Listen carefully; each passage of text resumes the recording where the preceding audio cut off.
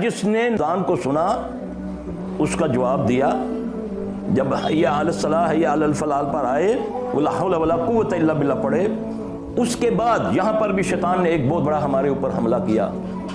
اذان شروع کہاں سے ہوتی ہے؟ مکمل کہاں سے ہوتی ہے؟ آگے محمد رسول اللہ تو نہیں ہے نا؟ ہم نے اس میں اضافہ کیا۔ جیسے ہی مؤذن کہتا ہے، ہمیں کہا کہ پوری اذان کو سننا ہے، ہاں جی، اور پھر جس نے اس کے بعد مجھ پر درود پڑھا اور یہ دعا پڑھی، دیکھیں یہ بہت بڑی جگہ ہمیں گھات لگی ہوئی ہے۔ ہم نے سنتوں کو چھوڑا، حدیثوں کو چھوڑا، جس نے جو چاہا ہماری پاکٹ میں ڈال دیا۔ اب یہ دعا کہاں تک ہے؟ اذان سب کہتے ہیں مکمل ہوتی ہے لا الہ الا اللہ پر۔ جیسے ہی مؤذن کہتا ہے لا الہ الا اللہ، ہم کر دیتے ہیں محمد رسول اللہ، یہ ہم نے اضافہ کر دیا۔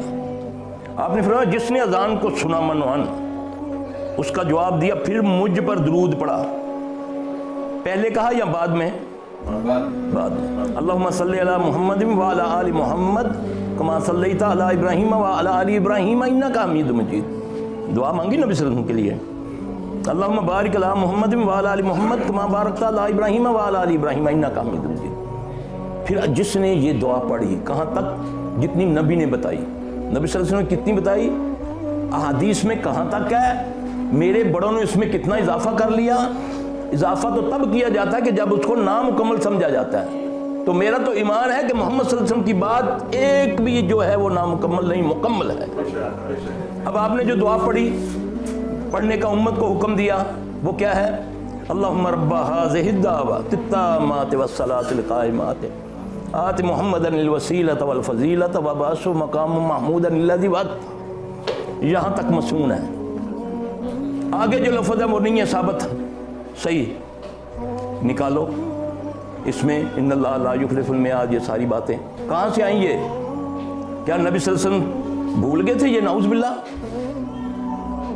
اس میں جو ہم نے آگے لفظوں کا اضافہ کیا، کہنے والا تو کہتے ہیں نا یار نماز الفاظ تو اچھے ہیں نا، لیکن اس کو منسوب کیوں کرتے ہو نبی صلی اللہ علیہ وسلم کے ساتھ؟ آپ نے فرمایا کسی نے کوئی ایسی بات کہی جو مجھ سے ثابت نہیں ہے، وہ اپنا ٹھکانہ دوزخ سمجھے۔ آپ ویزا لگواتے ہیں، اس میں اے ای کا فرق آ جاتا ہے، آپ کا ریجیکٹ ہو جاتا ہے کہ نہیں؟ ایئرپورٹ سے ہی واپس آ جائے، وہ یہ نہیں دیکھتا 2.5 لاکھ کی اس کی ٹکٹ ضائع ہو رہی ہے، تو میرے جو دل چاہے میں اس میں گھسیڑ دوں یا نکال لوں۔ آپ نے فرمایا جس نے اذان کو سنا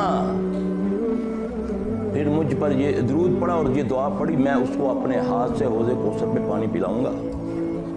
پانی وہ پیے گا جو جنت کا مستحق ہوگا۔